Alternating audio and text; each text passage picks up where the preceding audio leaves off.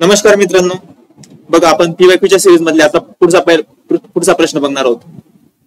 UTGST केंद्र सरकार आणि केंद्रशासित सरकारांद्वारे गोळा केले जातात. यूटीजीएसटी आपण इंग्लिश मध्ये लिहून घ्यायचं. यूटीजीएसटी तुम्हाला ते मराठीत कधी कधी कन्फ्युजन होत असेल तर वाचायला तर काय करायचं, इंग्लिश मध्ये लिहून घ्यायचं. यूटीजीएसटी म्हणजे हा कोणाचा युनियन टेरिटरी, युनियन टेरिटरीला काय म्हणतात मराठीत, केंद्रशासित प्रदेश. हा जो यूटीजीएसटी राहतो तो कोण गोळा करणार आहे, केंद्रशासित प्रदेश करणार आहे, गोळा करणार आहे. केंद्र सरकारचा काय संबंध येणार आहे त्याच्यात नाही. म्हणजे पहिलं विधान काय झालं, चुकीचं झालं. केंद्रासाठी हा वेगळा सीजीएसटी म्हणजे सेंट्रल जीएसटी. ठीक आहे, मग त्याच्यात केंद्र सरकारचा म्हणजे पहिलं विधान तर अयोग्य झालं, म्हणजे चुकीचं झालं. ठीक आहे, त्याच्यात काही लॉजिक आहे काही. दुसरं बघा, आयजीएसटी केंद्र सरकार आणि राज्य सरकारद्वारे गोळा केलं जातं. आयजीएसटी नाही, राज्य सरकारचं सेपरेट आहे. एसजीएसटी स्टेट साठी आहे, स्टेट साठी एसजीएसटी आहे. त्याच्यामुळे आयजीएसटी हा केंद्र सरकार आणि राज्य सरकारद्वारे गोळा करतात का, नाही करत. ठीक आहे, म्हणजे दुसरं विधान पण काय झालं, चुकीचं झालं.